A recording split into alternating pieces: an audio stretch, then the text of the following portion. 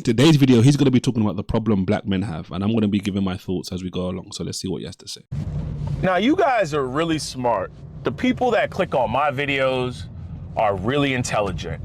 Thank you. Every now and then we'll get the grifter who might have been mentioned in the video. They'll pass through with a dummy account, and they'll call you a hater. They'll call you a crab. They'll call you a pocket watcher. They'll call you jealous. They'll call you this, but they never provide any proof of where you were lying. They never address the issue. They never come out and go, this guy, Larry from the No Regret Show is full of my subscribers are getting really rich, and here's all the subscribers that are getting wealthy. It's always, show me your net worth and I'll show you mine. Well, it's very easy to brag about your net worth when you're scamming the people. So I've had people ask me, now, check out this line of breadcrumbs I'm gonna leave for you guys, because you guys are really good at picking up what I'm putting down. People ask me, Larry, what do you do for a living? I can't bring you onto my job because it's a very secure location. I can bring you into the parking lot where I film the videos, but other than that, I can't show you the pier. But I'm gonna show you in the opening of War of the Worlds, what Tom Cruise was doing. This is what I do.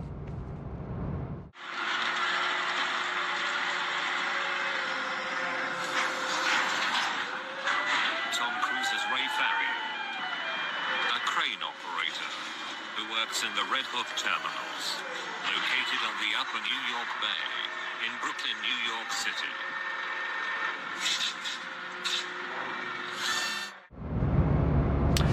That is a crane operator, ladies and gentlemen. That's a gantry crane operator. Those containers he's picking up off the ships, that's goods, that's services, that's products that we need. Not only do we bring in a lot of things, we send out some stuff. So when I unload the ship, we take the containers off, we load it, it gets stacked in the field, trucks come get it, other machines stack it. Now, where I work, you gotta be trained on everything. Every job that can be worked, you gotta be trained on it. You gotta know. Do you see how real men work? Real men operate? That's how real men operate. I get what he's trying to say. I obviously wouldn't agree. There are real men out there in the world who hire people like him to do this sort of stuff. There's a big difference, right? Men do a lot of different stuff. And the fact of the matter is, when you think about it, if you're actually going to be completely real, the more labor intensive the work you do, the less likely it is that you're actually successful. And what I mean by that is, typically speaking, the wealthier you are, the less physical labor you actually need to do. Because you normally in those situations would hire other people to do the heavy lifting. I'll give you an example. If you think about, for example, like, let's say like a restaurant. The person who, you've got someone who owns the restaurant, right? Then you've got like, for example, like a waiter or a waitress, right? They go around, they're on their feet for most of the day, carrying plates, taking orders, all this good stuff. They do great stuff, right? They get paid, they get tips, but they're one of the least paid in the establishment. But then you think about, for example, the manager. The manager isn't necessarily going to be taking orders as much as the waiter or the waitress. The manager isn't going to be carrying plates up and down. What's the manager doing? Managing the people, for example, who are taking orders, who are taking payments, all that kind of stuff. Then you've got the owner of the company. The owner of the company isn't going to be managing the waitress or the waiter. That's what he paid or she paid the manager to do. So it's not as simple. I get the point he's trying to make. Like, yes, men who are about this business are not afraid to get their hands dirty. You're not afraid to do work. But at the same time, the wealthier you are, the less it's necessary for you to do physical activity. You're not going to be doing it because you need to, like many people do. You're going to be doing it because you want to, or something along those lines. Let's keep going and see what he has to say. I have a very important job. That's why I make a great wage. People of color, I'm gonna come out and say Negroes, black folks, niggas, will literally get upset because they're underpaid. Well, if you're working a job that everybody can do, what makes you think you're gonna get highly paid? True. You're not. And this is why I commend the immigrants that come over here, the Africans, the Haitians, the Indians, the Asians, the Hispanics, that level up to these high-paying careers, that go learn some shit. But let's take this deeper. When I wanted to buy this car, a Toyota Yaris, and I was doing research, I couldn't find one black person to talk about the subcompact, great on gas, highly reliable Toyota Yaris. But you know what I did find? I found a bunch of Negroes sitting on microphones. Do you know what this reminds me of when I see Negroes sitting on microphones talking? This reminds me of like back in the day when my mom used to be watching like Jenny Jones and Ricky Lake, or my sister and them be watching The View. A bunch of women sitting on microphones gossiping. That's what social media has become. It's either a bunch of men sitting on microphones interviewing other men, or it's men up here doing some wild, crazy dancing, shucking and jiving type. But then I went even further. Let's forget about the men on microphones for a second. And I wanted to, I like to go camping. We're gonna start taking road trips.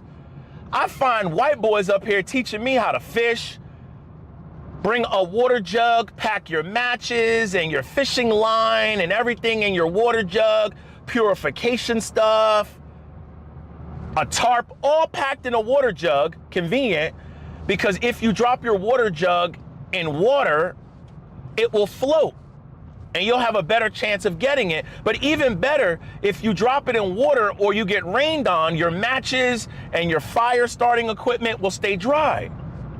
You can keep, certain tinder and everything in there and certain things that are combustible, it'll keep it dry.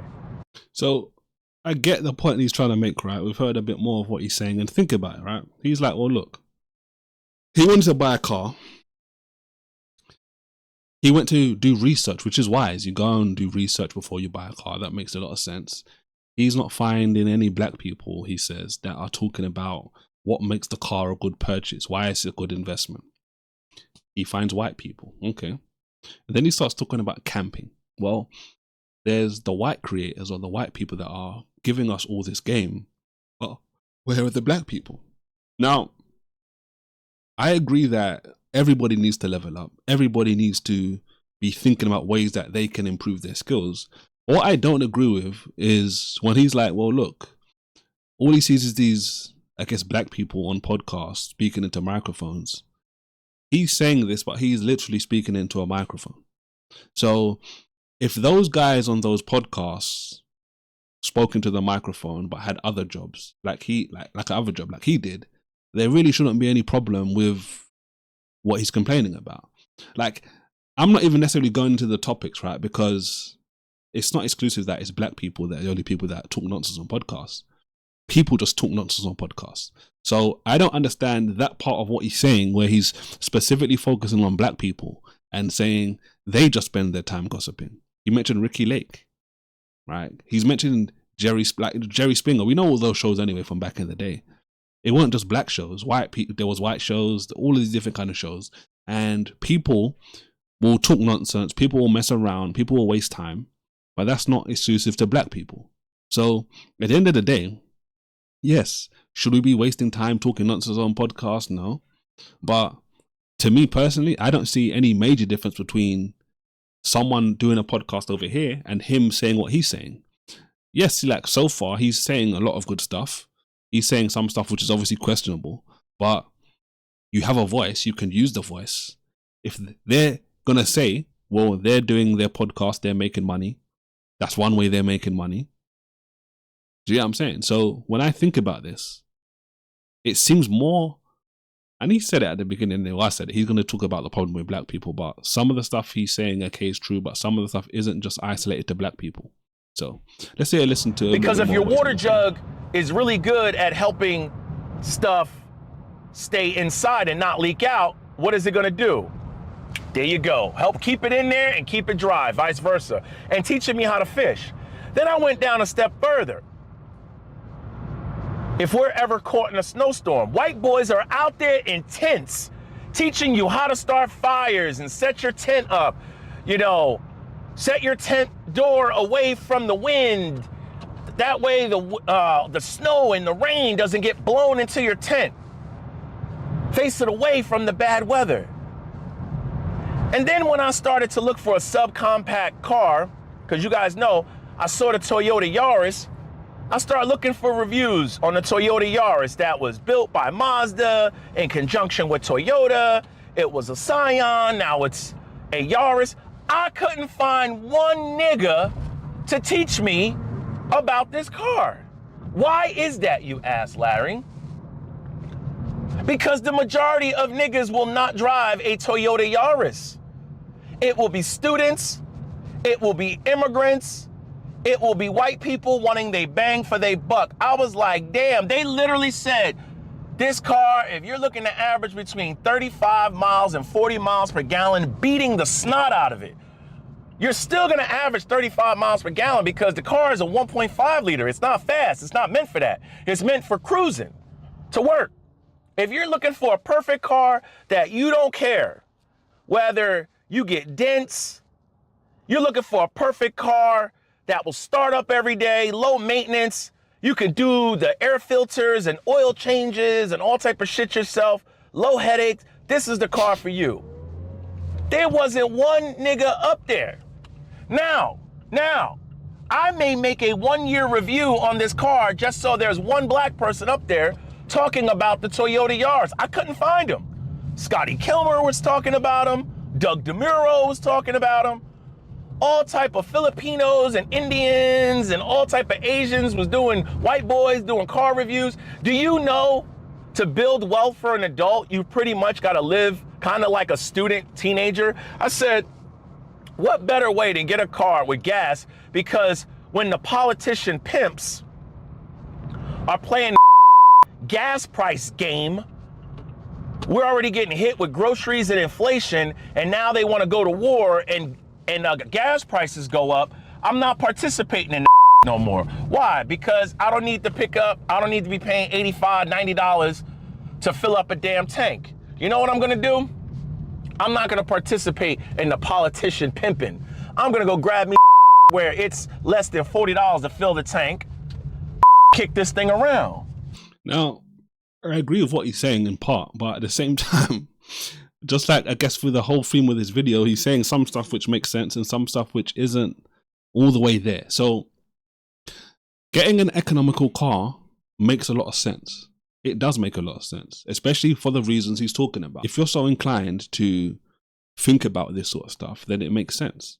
But it's only one way. It's not the only way. And you hear me on most of the videos I talk about, especially the money topics, where I'm talking about you got to be financially disciplined. You got to use wisdom, right? But at the same time, that's only one avenue. Another way to circumvent all of this stuff is to just make way much more money. If you make so much more money, the cost of gas isn't really going to bother you the way it's going to be bothering most of the people on the planet. Because the people that are concerned about the gas prices typically are worried about it because their money is short, their money is light, or they're just focusing on that more than anything else. And I've always said for years, right, I say this to my wife all the time, let's not focus on gas prices, let's not focus on these sorts of things. Why? Because if those things are such a concern to us, it means that something else isn't right. The finances aren't where they're supposed to be. We need even more finances. So it's better to think about ways we can leverage our skills, our expertise, our uniqueness to produce more revenue, so we don't have to ever worry about pumping gas or anything along those lines. Let's have bigger concerns. And these are the things that I even say are first world problems. So I'm going to wrap up the video there, guys. Like I said, he's saying a lot of good stuff, but at the same time, there's certain things which aren't all the way there or are incomplete. And when something is incomplete, it's not always going to give you the best scenario. So don't forget to like the video, guys. Don't forget to subscribe. And as always, don't forget to react righteously. I'll see you on the next one. God bless.